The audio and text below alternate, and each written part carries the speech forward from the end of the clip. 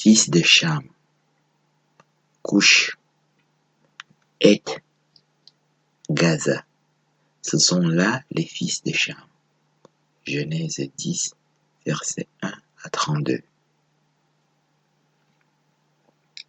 Salomon le Héthien. Deuxième livre de Samuel, chapitre 12, versets 9 à 24.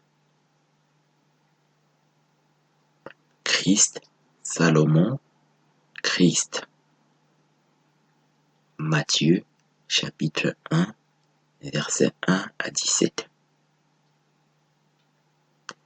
Gaza est fils de Cham, porteur du même sang héthien que le roi Salomon, qui est le père de Jésus le Christ.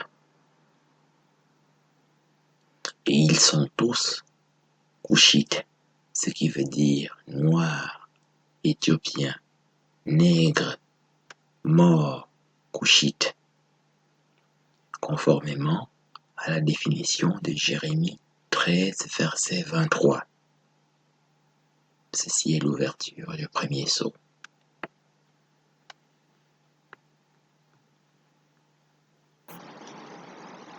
Madian, Gaza. Livre des Juges, chapitre 6, versets 1 à 4. Éthiopie, Madian. Habakkuk, chapitre 3, verset 7. Gaza est madianite et éthiopien, encore appelé Cush. Ouverture du deuxième sceau.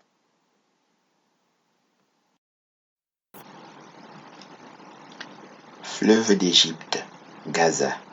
Fleuve d'Égypte. Josué, chapitre 15, versets 1 à 63. Fleuve d'Égypte, Jourdain, Jourdain, fleuve d'Égypte. Le même Josué, chapitre 15, versets 1 à 63. Madian, Jourdain. Livre des Juges, chapitre 6, verset 33.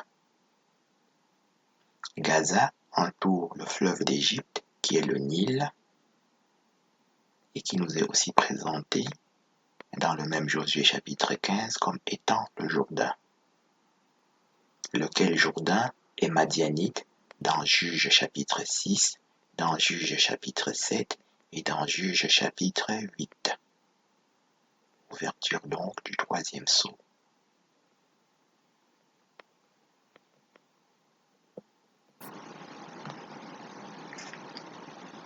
Kénien, Gaza.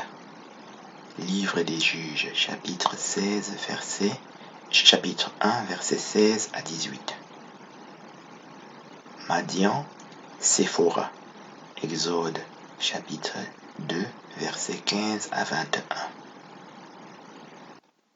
Femme éthiopienne, Nombre, chapitre 12, verset 1. Gaza et Kénien, dans Juges chapitre 1, verset 16. Il définit comme étant le beau-père de Moïse. L'épouse de Moïse, qui est Séphora, est madianite, ce qui veut dire éthiopien dans Habakkuk 3, verset 7, que nous avons vu dans le deuxième sceau, et qui veut dire aussi femme éthiopienne dans Nombre, chapitre 12, verset 1. Gaza est donc éthiopien au sens littéral, au minimum à 2 reprises jusqu'ici. Ouverture du quatrième sceau.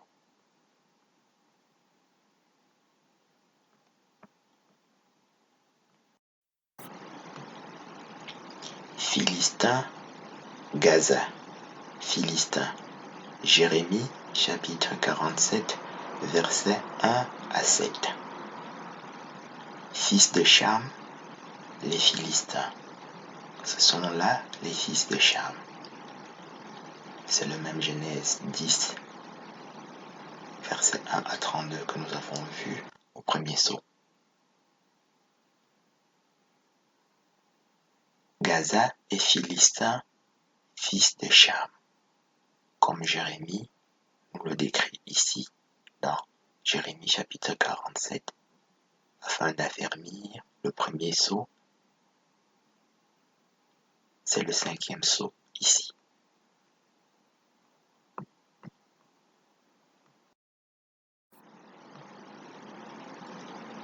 Canaan, Gaza, Canaan, Josué 13, versets 2 à 4.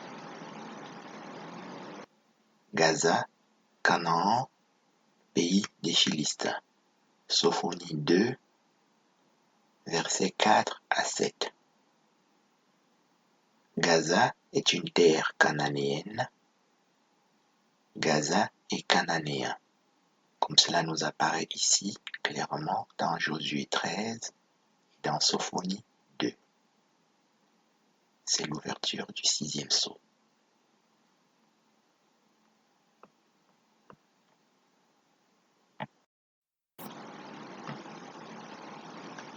Sidon, Gaza, Jébusien. Zacharie chapitre 9, versets 1 à 17. Canaan engendra Sidon, son premier-né. Le même Genèse chapitre 10 que nous avons vu. Verset 15. Jébusien, Jérusalem.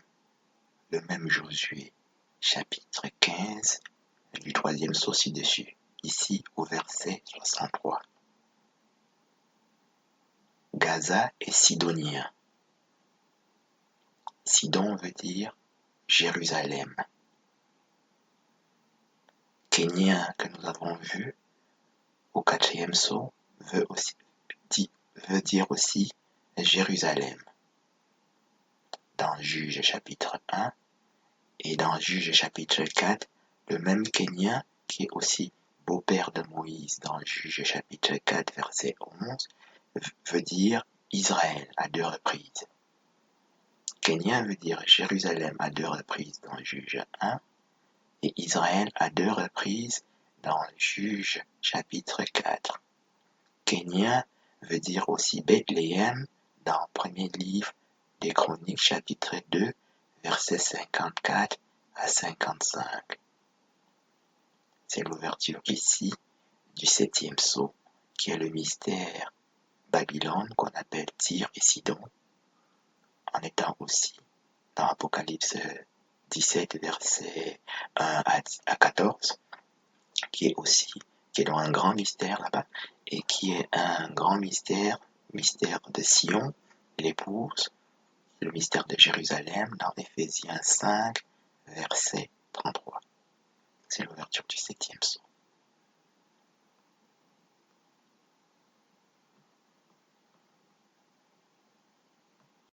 Et chaque fois c'est précisé Kénien, beau-père de Moïse.